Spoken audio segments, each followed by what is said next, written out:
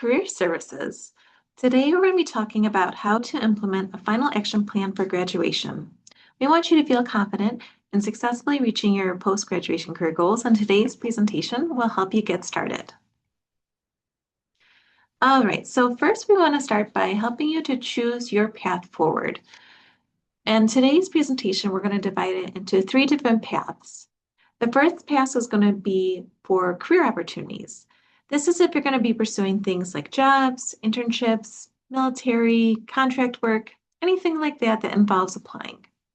The second path that we're going to talk about is pursuing graduate school. This could also include pursuing professional certifications, licensures, all that good stuff. And then last but not least, we're going to be talking about pursuing alternative post-graduation opportunities. This could include things like long-term service opportunities like the AmeriCorps. It could include things like traveling the world or even caring for a family. So as I mentioned, we'll break down each of these paths, but first we'll start by exploring how to pursue career opportunities. So first, we're going to think about how to narrow down our scope. Specifically, we'll look at jobs types to begin with. So I want you to ask yourself, do you want to start by applying to jobs, or are you more focused in internships, maybe joining the military, pursuing freelance or consulting jobs, or even contract work? All of these are options, and you can apply to one or many of these as you need. Once you've figured out what type of job, I also want you to consider the types of job titles and companies that you'll be applying for.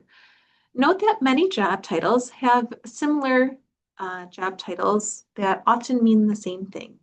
So realistically, I would love if you identified at least 5 job titles that seem to capture what you're interested in. They could be somewhat similar, they could be varying by different degrees, but as long as you have a list, this will give you a good starting point from which you could search for opportunities. And as you're searching for opportunities, as you find more job titles that spark your interest, write those down too, so that you could start to plug these into your searches. And that'll only help you to continue finding more and more opportunities that that are more in line with what you're looking for. In addition to finding job titles of interest, I want you also to take note of companies of interest and figuring out, is there companies that maybe you align very well with their initiatives or their mission or their goals. Taking note of these companies will allow you to bookmark them on your computer. You can get notified for alerts so that you can apply as soon as things are posted.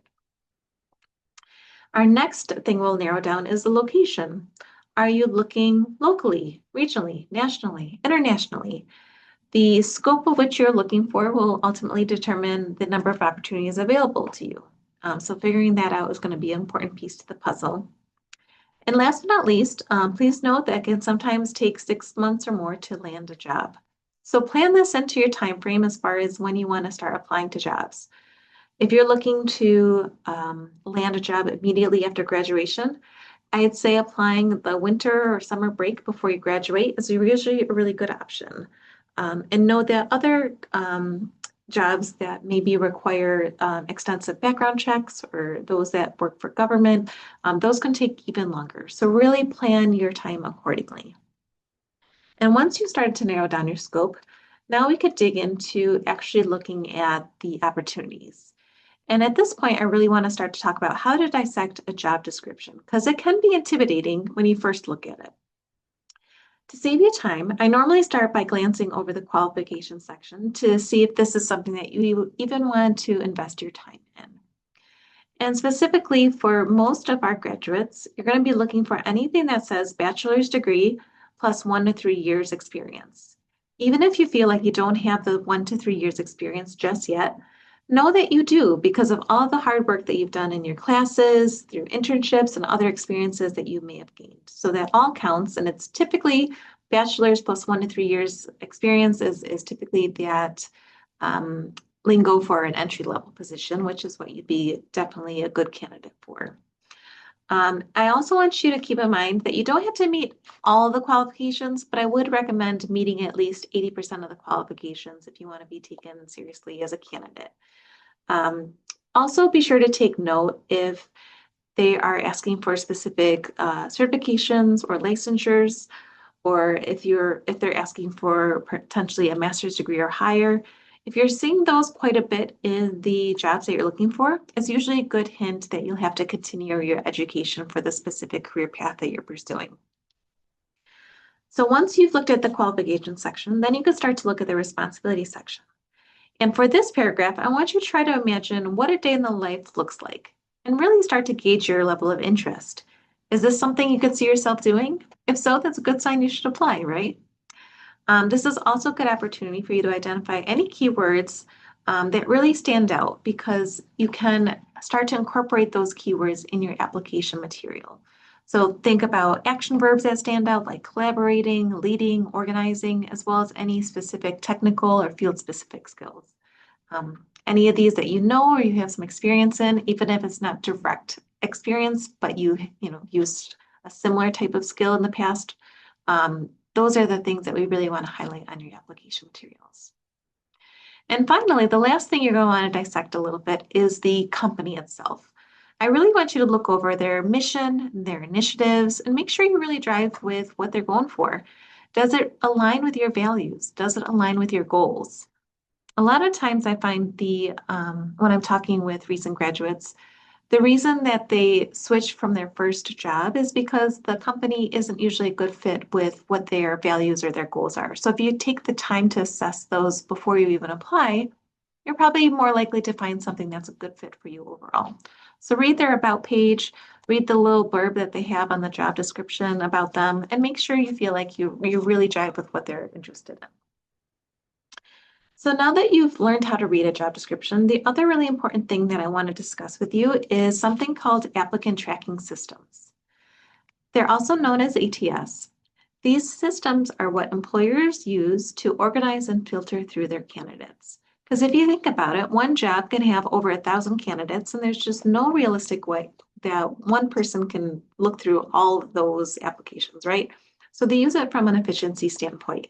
And the way these systems work is they'll look at your application materials and they'll look at the job description. If it's a good match, you'll get moved up in the process, right? A human will look over your application materials, you'll get an interview, right? All good things. If it's not a good match, then that's when you're going to get that rejection email or just no response at all. So when we're talking about keywords and making sure that your resume is really a good match for that job description, this is why. We want to make sure it really does, like, think of that job description as an answer key to the exam. You want to make sure that your resume really mimics all the skills and all the experiences that they're mentioned in that specific job description. And did you know that over 90% of companies use applicant tracking systems? So again, they're out there. The large majority of employers use it.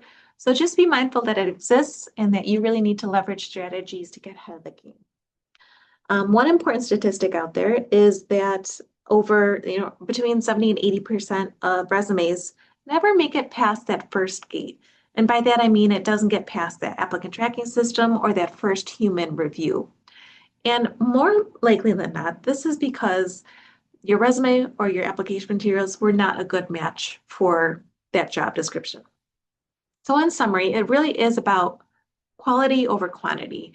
You never want to submit the same resume and cover letter twice. You always want to tailor it.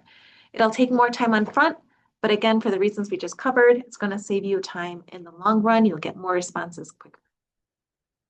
So now that you know what an ATS is, now we can start to discuss what strategies we really need to implement so that you can land the career of your dream. I want you to think of the job search as a circle with two halves. One half of it is going to be applying online. The other half is going to be networking. You really have to leverage both halves of the circle in order to have a fully successful job search strategy. So when it comes to applying online, I would recommend using at least 3 job boards. This could be things like Handshake, Indeed, LinkedIn, right? Any of those general job boards that capture a lot of those job opportunities. Now, the important part is you could use this for the initial finding of opportunities, but when you find them on the job board, I would recommend applying directly to the employer's website whenever possible, because that will allow you to go through the employer's applicant tracking system. It'll also help you to make sure that that job actually exists, that it's not a scam. So again, it allows you to do the little extra legwork there. Once you apply, or when you're about to apply, I should say, as I mentioned, really important to tailor your application materials. If it asks for a cover letter, even if it's optional, always include a cover letter and answer all the questions that it gives you so that the applicant tracking system marks your application as complete. Remember, it is quality over quantity, and be wary of job skims that are out there. If your gut says that it sounds a little iffy, it probably is. And don't send or wire money anywhere, right? Use your gut. Don't give out too much information. And if you're ever unsure, feel free to reach out to Career Services and we could help you figure that out. So we covered the online strategies. The other part I want to cover is the networking strategies. And this is extremely important. A lot of the times when I'm hearing from students that they aren't getting jobs or they're not getting any responses, it's usually because they're only applying online and aren't leveraging this networking piece. It really is such a significant portion of the job search. And to do it successfully, I would recommend having at least one career conversation once a week with someone. And that could be an alum, that could be a faculty, that could be a neighbor, that could be your friend's neighbor, right? Really anyone that you could possibly reach out to. And LinkedIn is a really great source for these kind of career conversations. When you click that connect button, click add a note and saying, hey, I'm going to be graduating soon. I see you work as a whatever it might be, or I see you work at this company. I'd love to hear any tips or career advice that you have. Do you have 30 minutes to chat? And have a phone conversation or a video conversation with them, or even in person if you want. But what this is going to do, it's going to allow you to really get some solid career information, but also show this person how bright and motivated you are. And at the end of that conversation, they're going to be a lot more likely to help you. And this is a lot more authentic, right? A lot more relationship building than just asking somebody for a job, right? We're building that relationship first. And then at the end of that conversation, you can figure out, what do you want your ask to be? Do you want to say, if you give them your resume, would you mind passing it along to somebody else that they know that maybe has opportunities? Or do you want them to give you tips on your resume? Or is there somebody else they think that they could connect you to help you with your next steps, right? So it's the long game, but honestly, it's a really critical part of the job search. So carve out time to do it. And remember, have at least one of these conversations at least once a week, but that might mean having to reach out to 10 or so the folks, especially if you're reaching out on LinkedIn, you might not hear back from everyone, and that's completely normal. Don't take offense to it. In addition to having those career conversations, I would recommend attending events. That could be structured networking events, or it could be club events, community events. It doesn't have to be networking specific, but as long as you're connecting with people, that's going to open up opportunities for you. I'd also recommend joining LinkedIn groups, professional associations. You could just Google professional associations related to your major or your interest area, and you'll see a lot of those have additional career resources, job boards, and networking opportunities as well. So that's a fantastic way to get your foot in the door in a lot of places. And remember to always follow up on job applications whenever possible. I usually do that around the 2-week mark. Try to contact somebody that's maybe listed on that job application, or find somebody on LinkedIn or the company's website that you might be able to reach out to. So again, you need a combination of both of these halves to really start to nail your job search and hear back from folks with interview offers. So now that you're applying, once you get reached out to for an interview, the next part of the successful landing is nailing that interview, right? So to do that, I highly recommend practicing beforehand. Meet with a career coach. We could have a mock interview where we could practice the interview, give you some feedback. We also have a really extensive interview guide on our website. So take a look at that. A lot of interviewing tools too. But really you want to do a couple things. You want to prepare some really great stories that give good examples of your skills and your experiences. You want to know about the company, so do some research, really know that job description forward and backward. This way you could really engage with them, talk about how you can fit into their initiatives, You could ask them questions, right? Be prepared with questions that you want to ask them. And really, be prepared. Plan out ahead of time what you want to wear, plan out ahead of time how you're going to get there, if it's someplace that you have to travel to. Um, and remember that practice makes perfect. So always be sure to reach out to career services or even just practice on your own. It'll help quite a bit. Once you nail that interview, you're going to get that job offer. At that point, that's when you can start to negotiate. You can negotiate the salary and you can negotiate other benefits as well. Just know that when you're negotiating, you're not negotiating because you need a certain amount of money to pay your rent, for example. From an employer standpoint, they don't care about that, right? Instead, I want you to negotiate by talking about your experiences and your education and the value that you're going to add to that company. And as a result of that value, what what you want to negotiate, what salary you're aiming for as a result of your experiences and your knowledge. That way they understand the value that you're adding, and it proves to them why they should offer you a higher point. So again, lots of resources on our website about salary negotiation, and our career coaches can meet with you to practice ahead of time if you'd like. So once you negotiate the salary, you get that job, now's the time to ease into the onboarding process. Human resources office at the company that you're hired, they're usually going to be your best friend at the stage. They'll help you understand any forms that you need to fill out for insurance or retirement. They'll help you get set up with your training that you'll need. But at this point, I really want you to be open to meeting people at your company, getting a sense of what the culture is like, and just being motivated and showing high spirits and really kind of just getting used to things. The last step to all of this is one of the most important steps, in my opinion, as well, is once you get there, give yourself some grace. Know that everyone at times feels like imposters, and you're not going to be perfect all of the time, and that's completely normal. Don't expect like you need to know absolutely everything the first day of the job. No one is going to expecting that of you, right? So give yourself some grace and just lean on your supports whenever you need. And that could be your friends, your family, and please note that career services is one of those supports for you as well. So now that we talked about career opportunities, we're also talking about pursuing graduate school or any other type of continuing education. For this, I want you to start by reflecting on what your purpose is for pursuing graduate school. There's some good reasons, and then there's some more riskier reasons. A good reason to pursue graduate school is maybe you're just very interested in becoming more knowledgeable in a specific area, or maybe it's because you need it for a certain career path, right? Those are excellent reasons. The more riskier reason is you're applying to grad school because you're not sure what you want to do yet, or you're still exploring, right? Grad school is a lot of time and money to do a career exploration. So instead of doing that, I would recommend connecting with a career coach beforehand, and we can help you map out your career goals and what might be a good next step to pursue those career goals. So once you've done that reflection, then it's time to start to focus on exploring programs and schools of interest.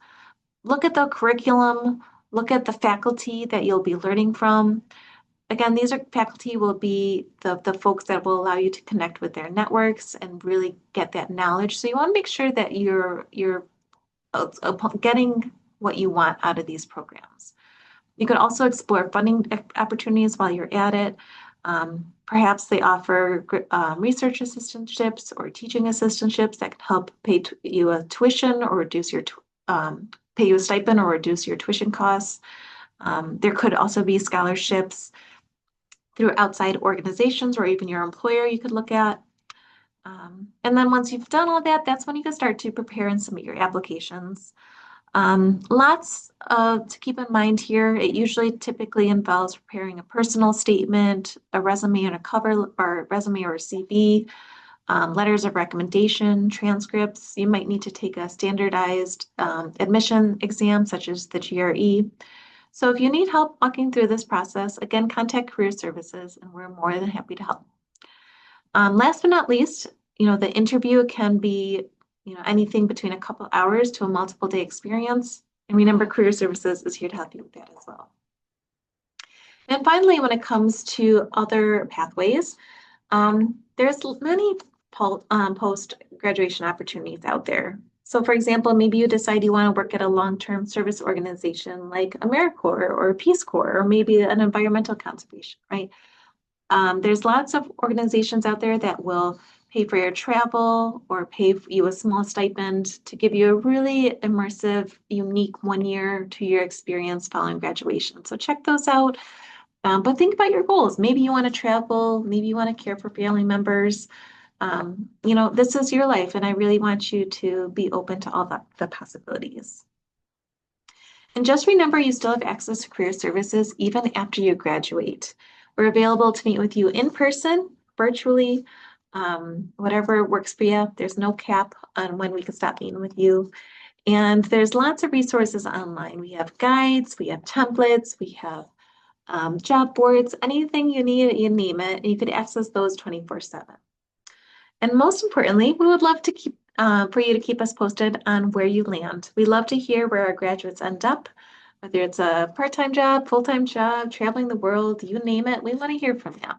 A lot of times if you share your outcomes with us, you might be entered for a chance to win prizes or even featured on our social media. So keep us posted. We wish you all the best in your next steps. Take care.